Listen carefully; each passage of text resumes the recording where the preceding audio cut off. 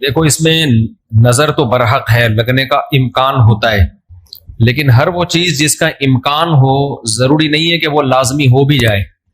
امکانات کی دنیا تو بہت بڑی ہے نا، اس میں افراط اور تفریط ہے۔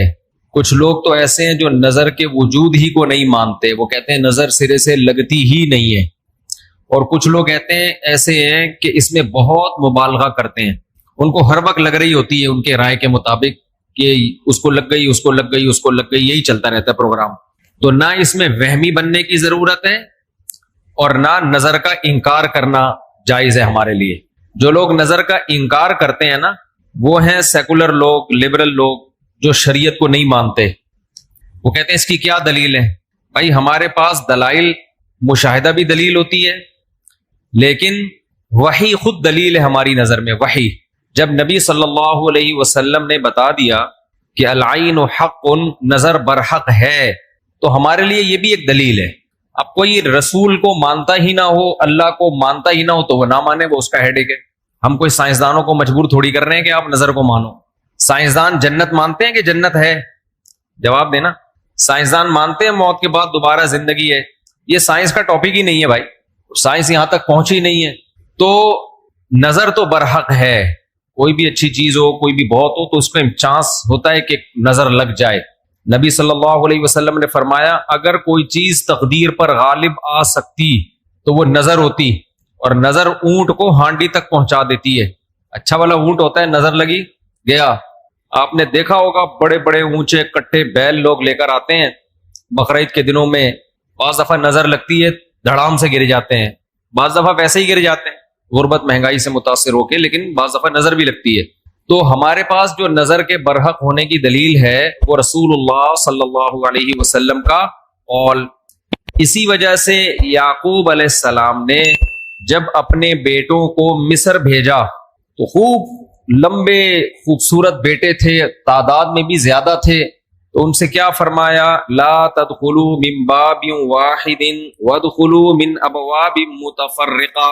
اے میرے بیٹو، ایک دروازے سے داخل نہ ہونا، متفرق دروازوں سے داخل ہونا، کیونکہ ایک ہی گیٹ سے جب جائیں گے نا، ایک باپ کے 11 بیٹے اتنے خوبصورت اور لمبے لمبے اور خوبصورت جوان، تو لوگ بولیں گے یار کیسا خوش قسمت باپ ہے جس کے 11 بیٹے ہیں۔ سمجھتے ہو کہ نہیں سمجھتے؟ آج کل تو فیملی پلاننگ نے نظر کا چانس ہی ختم کر دیا، 2 بچے ہوتے ہیں وہ بھی اچھے نہیں ہوتے۔ تو یہاں قرآن سے بھی ہمیں، حدیثوں سے بھی پتہ چلتا ہے کہ امکان ہے، لیکن ایک بات یاد رکھو، دنیا میں یہ بہت امپورٹنٹ بات ہے، کاش اس کو سمجھ جاؤ، یہ تجربوں کا نچوڑ ہے جو میں آپ کے سامنے پیش کر رہا ہوں۔ امکانات کی بیس پہ یقینی دعوے کرنا یہ تمام گمراہیوں کی بنیاد ہے۔ جادو کا بھی امکان ہوتا ہے، کسی پہ جادو ہو جائے، ہزاروں میں کسی ایک پہ، لیکن روحانی عامل کے پاس جب آپ جاؤ گے کہے گا آپ پہ بھی جادو، آپ پہ بھی جادو، آپ پہ بھی جادو، آپ پہ بھی جادو۔ جب آپ کرو گے نا کہ بھائی مجھ پہ جادو کیسے ہے، کہے گا کیا جادو برحق نہیں ہے؟ سمجھ میں آ رہی ہے بات؟ ڈاکٹر یہ بدماشی کبھی نہیں کرتا۔ آپ ڈاکٹر کے پاس جاؤ، آپ کے گردے میں پین ہو رہا ہے، وہ چیک کرے گا کہ گیس کا پین ہے یا پتھری کا پین ہے، کیونکہ ڈاکٹر اس کا علم ہے باقاعدہ۔ وہ کبھی یہ نہیں کہے گا کہ پتھری ہے بس تکا مار دیا، بھائی ڈاکٹر صاحب پتھری کا پین کیوں ہے؟ تو وہ جواب میں کہے کیا گردوں میں پتھری ہوتی نہیں ہے کیا؟ آپ بولو گے ہوتی تو ہے، میرے ہے یا نہیں ہے، مجھے تو یہ تو بتاؤ۔ حالانکہ گردوں میں پتھری ہونے کا جتنا چانس ہے نا، جتنی پرسنٹیج 100 میں، جادو کی اس سے بھی کم ہے، ہزاروں میں کسی ایک پہ ہوتا ہے جادو۔ لیکن عاملوں کے پاس جب آپ جاؤ، یہاں الحمدللہ کچھ عامل ہیں جو میرے خلاف ایک فل پروپیگنڈا شروع کیا ہوا، اتنی خوشی ہوتی ہے مجھے، میں آپ کو بتا نہیں سکتا، جب عامل میرے خلاف بولتے ہیں اتنی خوشی ہوتی ہے، اور میں کہتا ہوں کمبختو تمہارے پاس جادو، چڑیل، جن، بھوت، تم میرے خلاف بولتے کیوں؟ نقصان پہنچا دو یار۔ تو اس سے ان کا کمزور ہونا اور ثابت ہو جاتا ہے کہ یہ ان تلوں میں تیل نہیں ہے۔ خیر میں نظر کے موضوع کو مکمل کروں، کیونکہ روحانی عاملوں کی بات آتی ہے تو مجھے ان کے خلاف بولنے میں سا خون بڑھتا ہے میرا، ایک دم جوش میں آ جاتا ہوں، ایسا لگتا ہے کچھ نہیں بھی کھایا ہو پاور آ جاتی ہے باڈی میں۔ ان کے خلاف بولنے میں مزہ بہت آتا ہے، صرف مسجد کا تقدس ہے، باہر آؤ تو اس طرح نہیں بولوں گا، انگلش میں بھی گالیاں دوں گا، پنجابی میں بھی، اردو میں بھی۔ یہاں بڑے بڑے عامل ہیں جو بڑے پنپ رہے ہیں، اور ہمارے بڑے بڑے مولانا جا جا کے نا ان کو پروموٹ کر رہے ہیں، بے شرموں کو، ان بے غیرتوں کو۔ خیر فی الحال اتنی گالی کافی ہے۔ تو اچھا میں کیا کہہ رہا تھا یار، عاملوں کے ٹاپک آتا ہے تو اتنی خوشی ہوتی ہے جی۔ نظر کی بات کر رہا تھا میں۔ تو نظر میں جو ہے نا لگنے کا چانس ہوتا ہے، یہ ہے، لیکن چانس سے فائدہ اٹھا کے ہر ایک کو یہ کہنا کہ تم پہ جادو ہے، تم پہ نظر ہے، تم پہ یہ ہے، ڈاکٹر یہ کام نہیں کرتا. شوگر کا چانس ہوتا ہے آپ کو کہ شوگر ہے، لیکن یہ تو نہیں کہ ڈاکٹر جب تک کمپلیٹلی تحقیق نہ کر لے ڈاکٹر نہیں کہے گا تمہیں شوگر ہے، تمہارے گردوں میں پتھری ہے، تمہارے پیٹ میں یہ مسئلہ ہے. حالانکہ امکانات تو ہوتے ہیں، لیکن آپ یہ جو ڈرامے باز لوگ ہیں نا روحانی عامل، ان کے پاس جاؤ گے نظر ہی لگی ہوئی ہے آپ کو، لازمی کیا لگی ہے؟ کیونکہ جب کسی کے پاس کوئی فن نہیں ہوتا، علم نہیں ہوتا، تو وہ سب کچھ جانتا ہے. پھر سمجھ رہے، ڈاکٹر کے پاس علم ہوتا ہے کڈنی کا، لہذا تحقیق کرے گا، 100 میں 2 کو کہہ دے گا تیرے گردے خراب ہیں.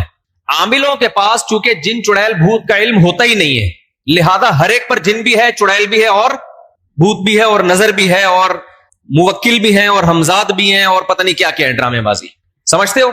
جب ان کو بولو کہ کیا دلیل ہے، تو بھائی امکانات کی دنیا میں امکان کہ فلانے پہ لگ گئی تھی، فلاں پہ لگ گئی تھی، تو خوب سمجھ لو امکانات کی بیس پہ یہ کہنا کہ ابھی دیکھو ایک مولانا صاحب کا کلپ آیا، انہوں نے کہا کہ نبی صلی اللہ علیہ وسلم نے فرمایا کہ ہر بیماری کی دوا اللہ نے رکھی ہے دنیا میں، یہ صحیح حدیث ہے.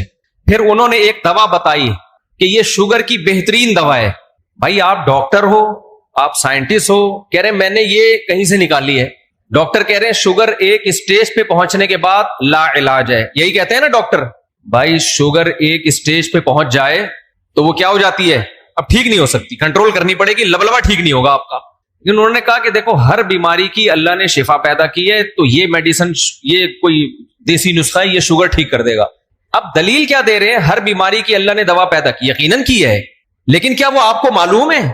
کیا وہ دوا یہ ہے جو آپ پیش کر رہے ہیں؟ اس کی کیا دلیل ہے؟ بھائی بہت ساری دوائیں لوگوں کو معلوم نہیں ہے. تو اب یہ سمجھیں کہ 2 انتہائی میں جلدی سے کمپلیٹ کروں اس موضوع کو، کہ نظر لگنے کا چانس ہوتا ہے، لیکن یہ نہیں ہے کہ جو بھی کوئی اچھی چیز ہوگی کچھ بھی ہو جائے اس کو نظر ہی لگی ہے. تو یہ وہم کی دنیا سے باہر نکلنا چاہیے. جو سیکولر لبرل لوگ ہیں جو نظر کا بالکل انکار کرتے ہیں، وہ کہتے ہیں فلاں فلاں پہ کیوں نظر نہیں لگی، وہ اتنے ہینڈسم اتنے خوبصورت لوگ ہیں، فلاں کی آواز اتنی اچھی، ان پہ نظر کیوں نہیں لگی.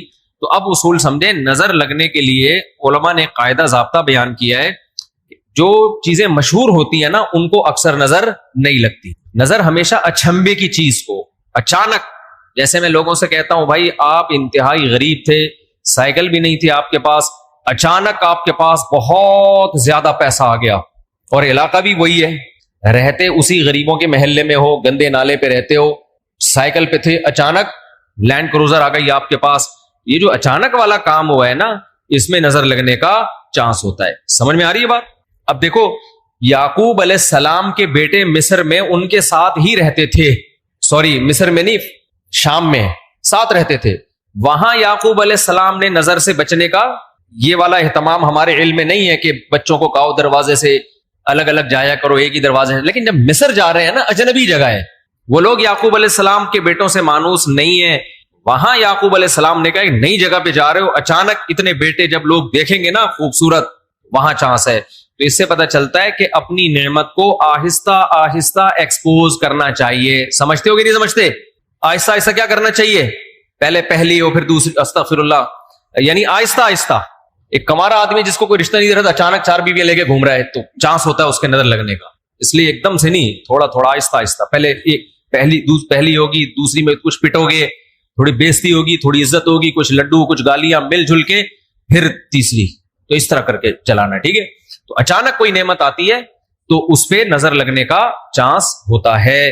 دوسری بات یہ ہے کہ نظر سے بچنے کے لیے جو نبی صلی اللہ علیہ وسلم نے دعائیں بتائی ہیں، ان دعاؤں کا اہتمام کرنا چاہیے. اعوذ بکلمات اللہ التامہ من کل شیطان وہامہ ومن کل عین لامہ، یہ دعا پڑھنی چاہیے.